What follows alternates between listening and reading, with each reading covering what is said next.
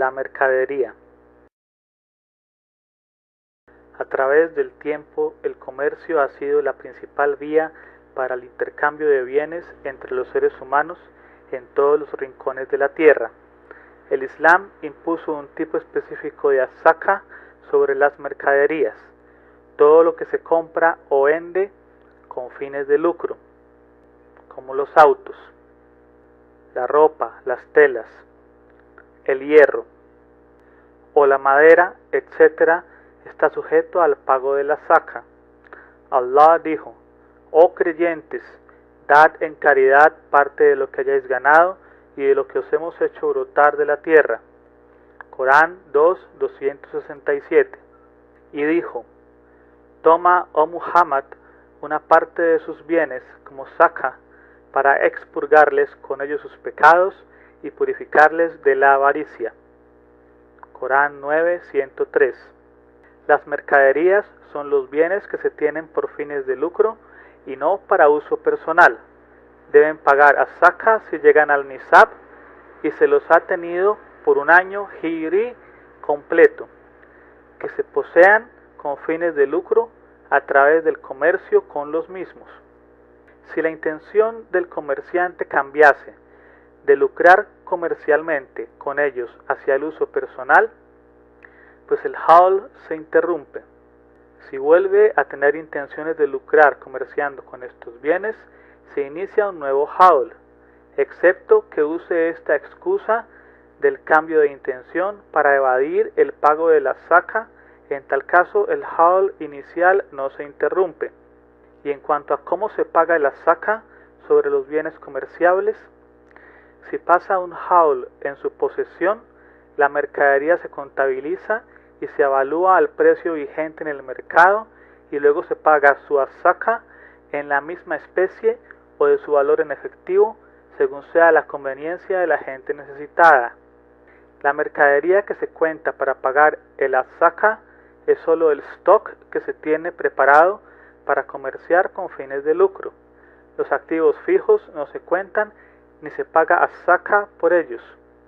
Tal es el estado de los estantes o los refrigeradores donde se conservan algunos productos, o los vehículos en los que se transporta dicha mercancía. Otra aclaración es que lo importante es tener el nisab al principio y al final del haul, pues es difícil contabilizar durante todo su transcurso. ¿Cómo calcula el comerciante az-zaka de sus dineros? Y por lo tanto, los eruditos tienen medidas directas y fáciles. 1. Primero, el comerciante avalúa su stock comercial al precio vigente en el mercado. 2. Luego agrega lo que tenga de dinero sin importar si es para su uso personal o comercial. 3. Luego agrega las deudas que pueda esperar cobrar. 4. Luego resta del total anterior lo que él adeuda a otros. Finalmente paga la zaka sobre el total resultante, un cuarto del diezmo o el 2,5. Profeta, que la paz y las bendiciones de Alá sean con él. Debido a que son muchos los musulmanes que comercian hoy en día en diversos lugares del mundo, las preguntas e interrogantes sobre el zakat y cómo se paga son muchas. Para calcular el zakat sobre el comercio, antes que nada se toma en cuenta lo que se tiene de bienes sobre los que hay que pagar el zakat. Esto se debe ser hecho el día en que debe ser pagado el zakat. Para ello se puede valer del presupuesto que se tiene, del balance que se lleva, sin ver las posibilidades de pérdida o ganancia en la cuenta de activos y de débitos. En cuanto a los materiales que se utilizan para empacar y contener los productos, no se deben contar dentro de la lista del pago del zakat, a menos que se piense negociar con ese material. En el caso de que el envase o empaque incremente el valor de una mercancía, se debe contar dentro de los bienes sobre los que se impone el zakat, como las bolsas especiales.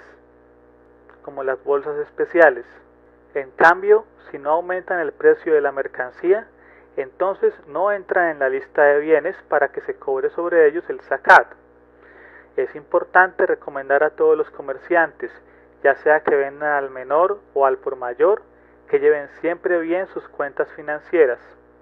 Igualmente, el ajuste de cuentas y el seguimiento debidos a lo que se tiene, de lo que se compra y de lo que se vende, ayuda al comerciante a saber el valor de la mercancía que tiene en su posesión.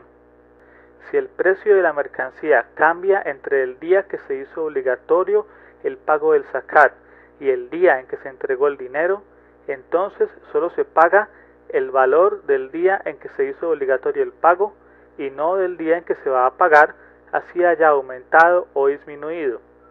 En cuanto a la mercancía que no ha sido entregada o recibida aún antes del día en que se hace obligatorio el pago del zakat, se debe tener en cuenta el siguiente aspecto.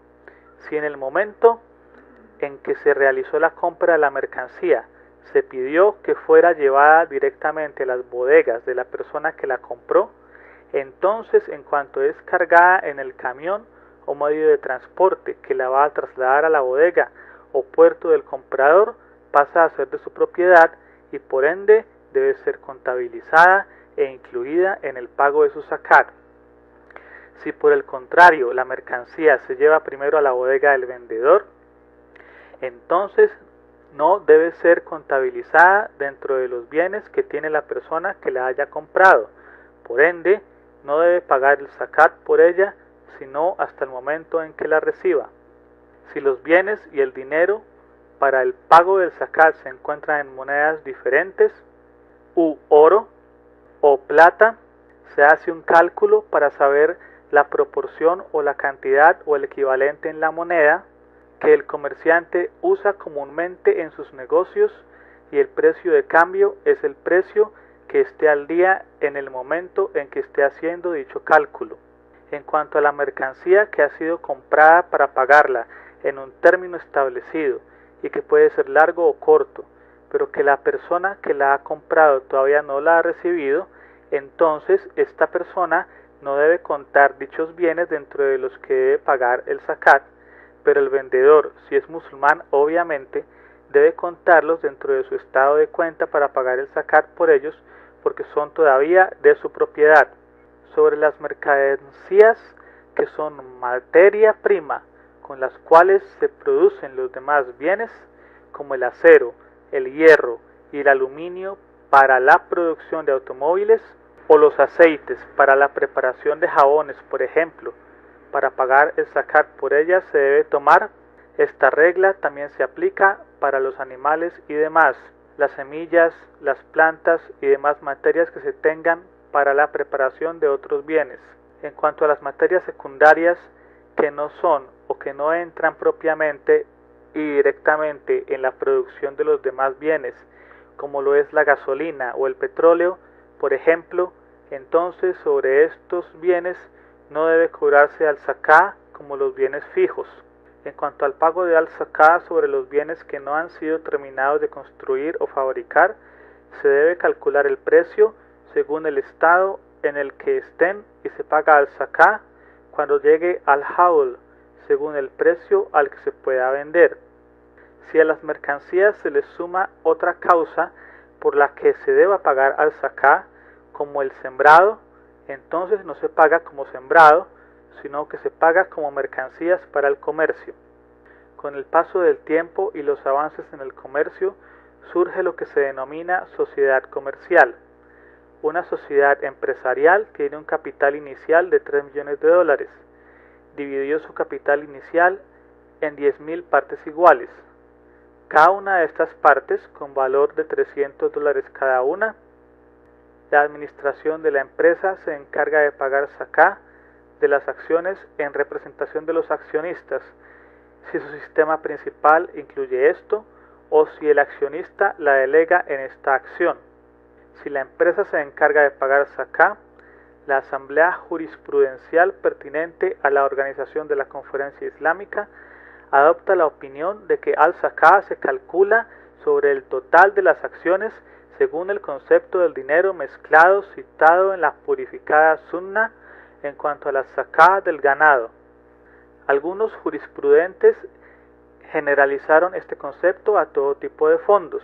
Así se considera todas las acciones como propiedad de una sola persona y se calcula zaká sobre su total en cuanto al nisab, cantidad mínima imponible para pagar zaká, al valor del zaká, etc. La mayoría de los ulemas no soportan la opinión de aplicar la regla del dinero mezclado en cuanto a calcular al zaká de las empresas, sino que se calcula al zaká de cada accionista separadamente. Es digno de mencionar que la segunda conferencia de la Asamblea de Investigaciones Islámicas concuerda con la opinión de la mayoría de los ulemas en esta cuestión. Así no aplica la regla del dinero mezclado, sino considera cada fondo separadamente. Por eso decidió lo siguiente: en las empresas donde se participan varios individuos, no se aplica la calculación de al-zaká sobre el total de las ganancias de las empresas, sino que se calcula al-zaká de cada participante separadamente. La administración de la empresa debe, en este caso, restar de su capital las acciones que no son imponibles para al-zaká, como las acciones de hábitos públicos, acciones de asociaciones caritativas, los fondos fijos que no son imponibles como los edificios, los despachos, los muebles, los coches usados y otras existencias imponibles. Pero en caso de que la empresa no pague al-zaká, los accionistas deben pagarlo de la siguiente manera. Se calcula al-zaká de las empresas agrarias como el de las cosechas. Las empresas comerciales calculan su zaká a base de la suma del fondo y de la ganancia, y las acciones se evalúan según su valor mercantil a la hora de calcular al-zaká. En las empresas industriales se calcula al-zaká de las acciones según la ganancia neta, no se considera las máquinas, los edificios, etc. En caso de que el accionista venda sus acciones durante al-hawl, año financiero lunar, se añade su precio a su fondo y se calcula al-zaká sobre ambos. En cuanto al comprador de las acciones, debe pagar al-zaká por las acciones compradas, como antes se ha mencionado. Clases de fondos que no son imponibles para al-zaká, como lo que sale del mar, por ejemplo, las perlas, los corales, los peces, excepto cuando se convierten en bienes comerciales, lo que se alquila, como los edificios, los coches, etc., no son imponibles para al-zaká, sino que se paga al-zaká sobre su renta si consigue al-nisab, cantidad mínima imponible para pagar zaká, y pasa al-hawl, año financiero lunar. También no se paga al-zaká por las cosas utilizadas como el coche y la casa.